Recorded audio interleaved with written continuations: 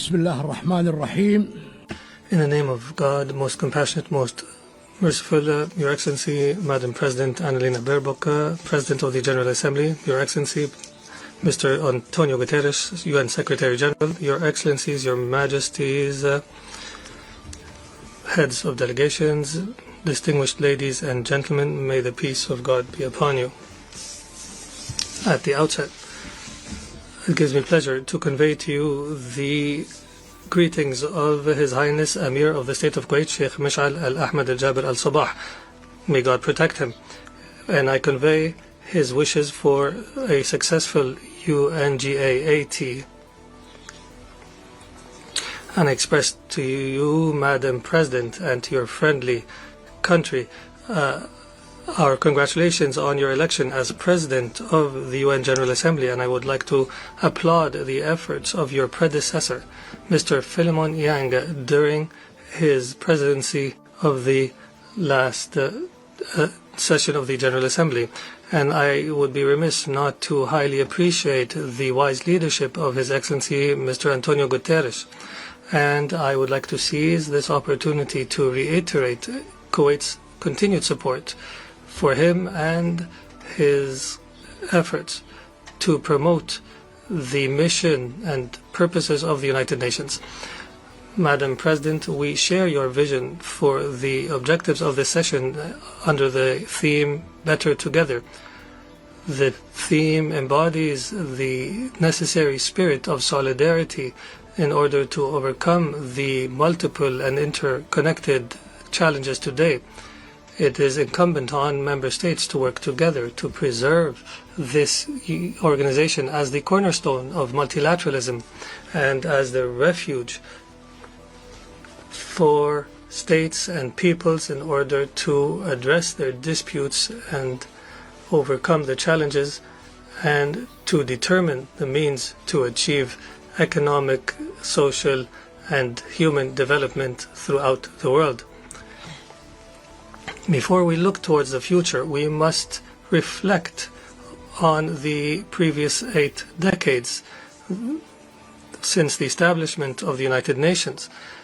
The UN was established when countries agreed in 1945 to save succeeding generations from the scourge of war, which twice has brought untold sorrow to mankind.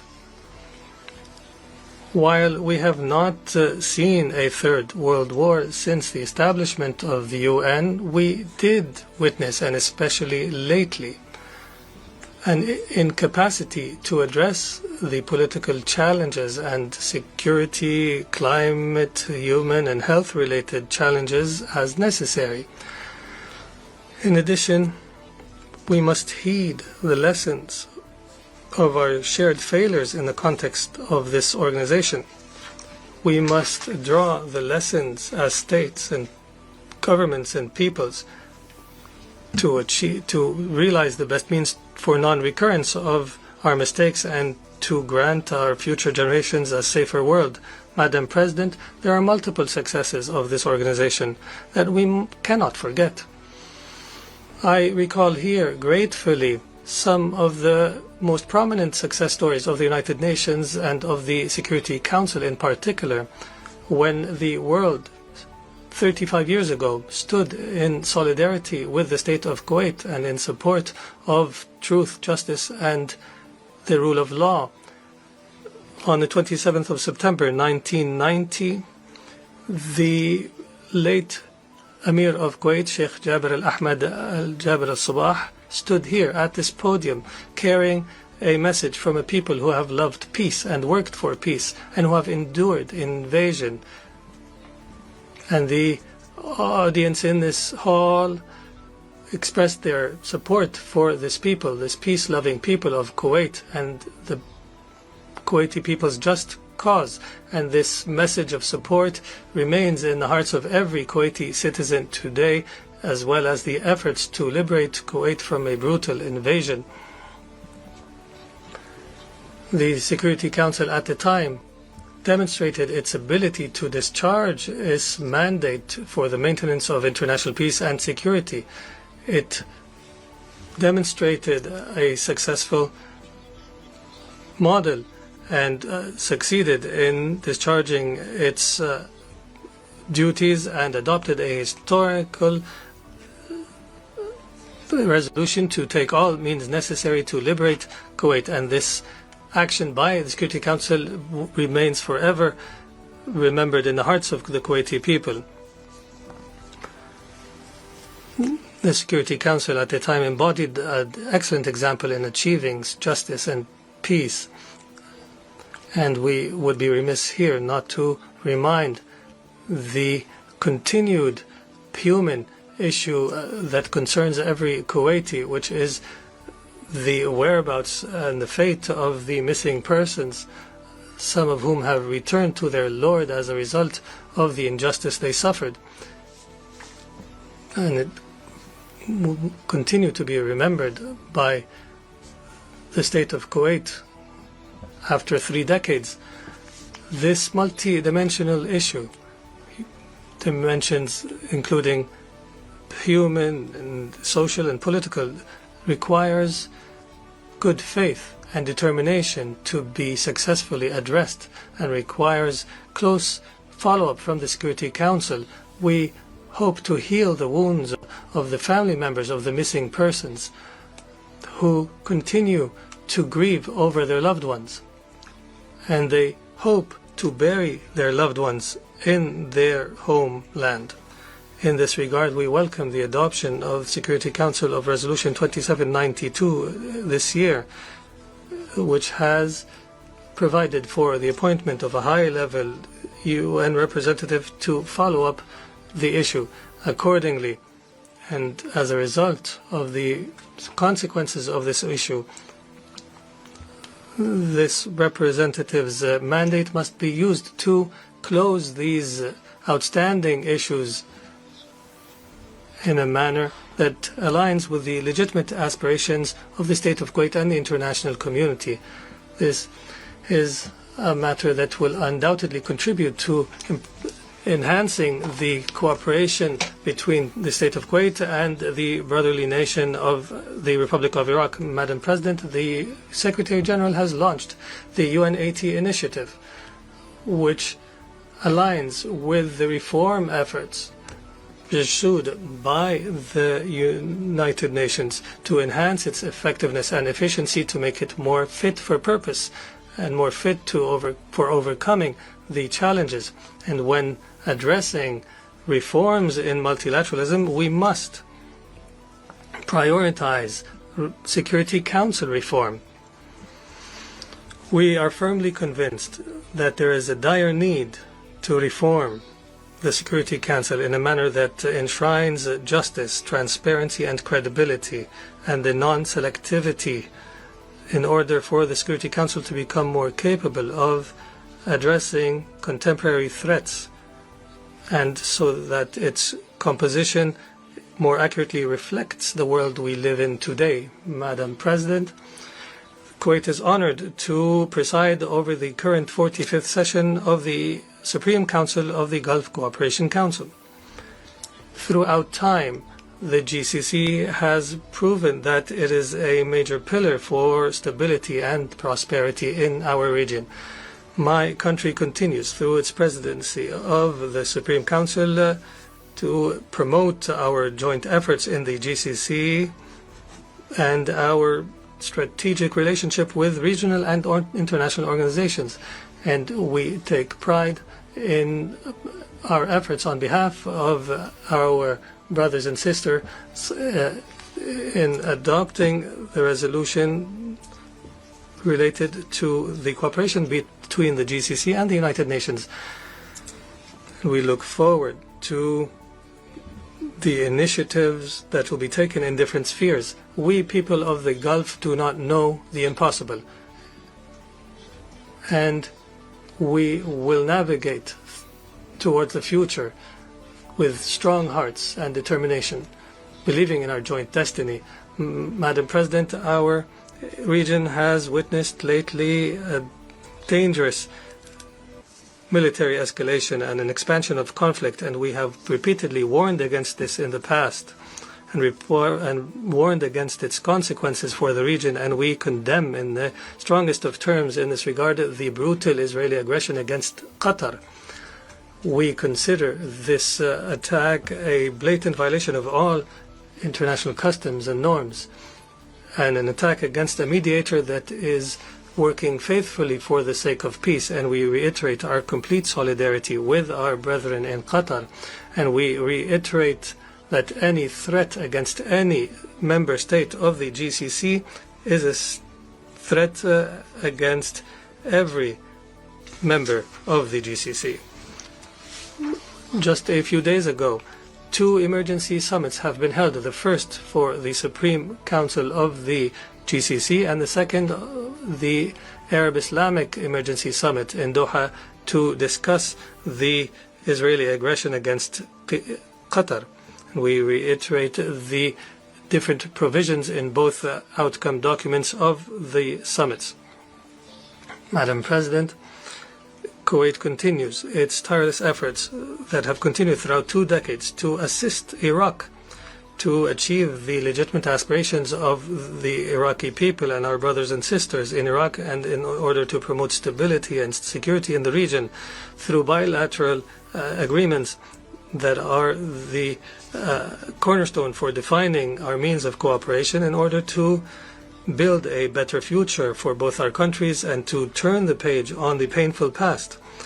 Accordingly, from this podium, we reiterate for the 3rd year in a row our commitment to the provisions of the agreement to regulate maritime navigation in the Khor of Abdullah with the Republic of Iraq since 2009, and we reiterate our commitment to correcting the negotiation course in order to determine our maritime boundaries beyond point 162 as per international law and the UN Convention on Law of the Sea of 1982, and without prejudice to the territories and islands in the area.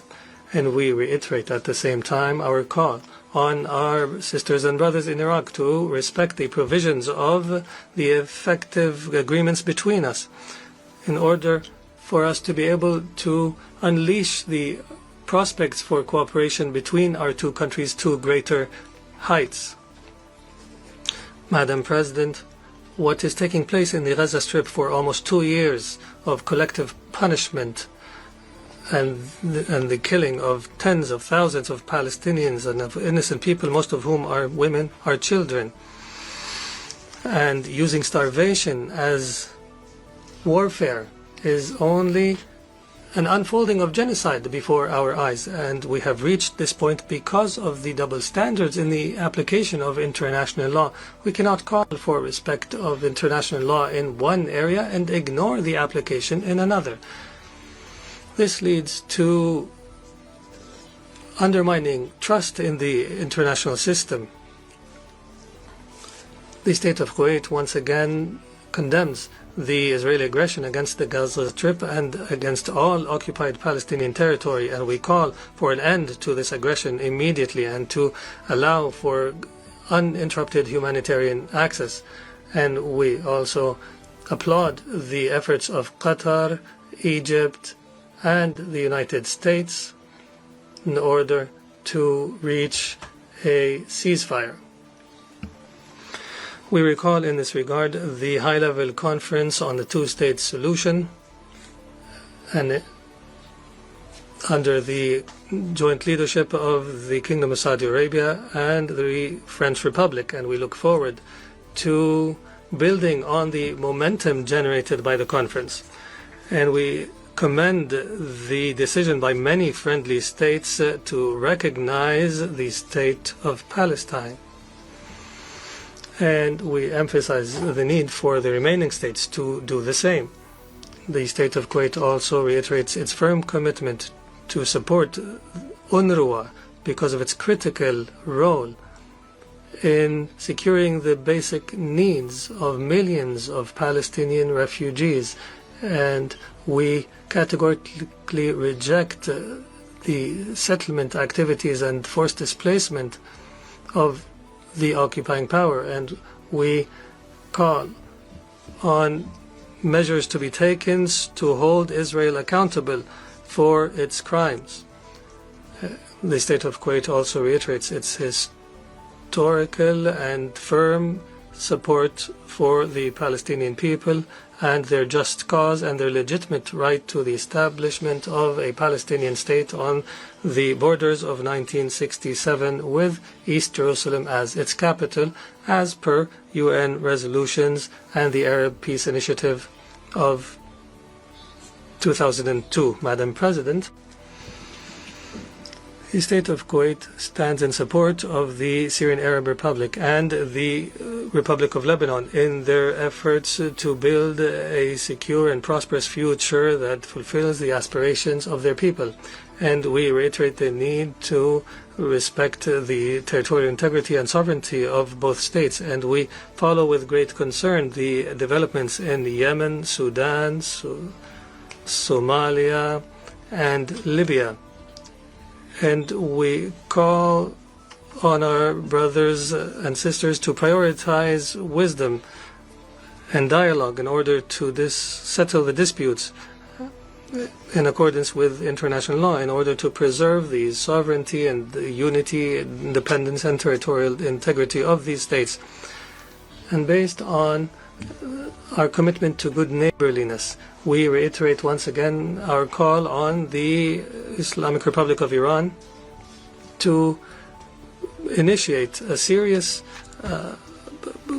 path to build for confidence building measures, and we believe that creating the conducive environment for negotiations will contribute to resolving the nuclear program and all other outstanding issues. Madam President, we in Kuwait, as a result of our people's determination, continue confidently towards the future as per Kuwait Vision 2035, which aims to establish Kuwait as a financial and trade hub in the region.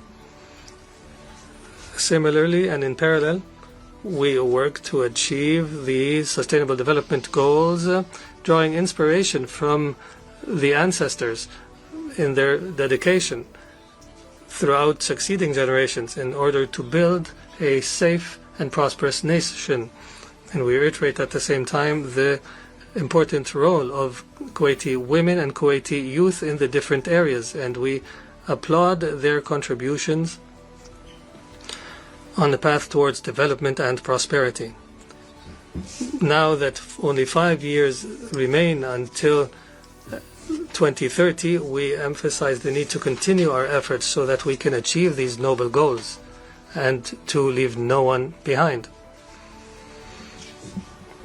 And based on our experience and our knowledge of the experiences of developing states, we have committed to international development, and the Kuwaiti Fund for Arab Economic Development, since its establishment in 1961, has provided support for development projects in 107 states. And we reiterate our support for global development and our continued efforts to deliver humanitarian assistance throughout the world without discrimination or politicization or conditions. In conclusion, Madam President, the state of Kuwait was and continues to be, as you have known Kuwait throughout time, a strong supporter of the United Nations and its noble efforts in the different parts of the world. We firmly commit to the purposes and principles of the UN Charter and commit to the UN as a beacon of hope and a hub for the coordination of international joint efforts. And we support the international efforts to settle disputes through dialogue and peaceful means. And we believe in a culture of tolerance and peaceful existence. And we will continue to love peace, and we will continue to work for the sake of peace. And may the peace of God be upon you.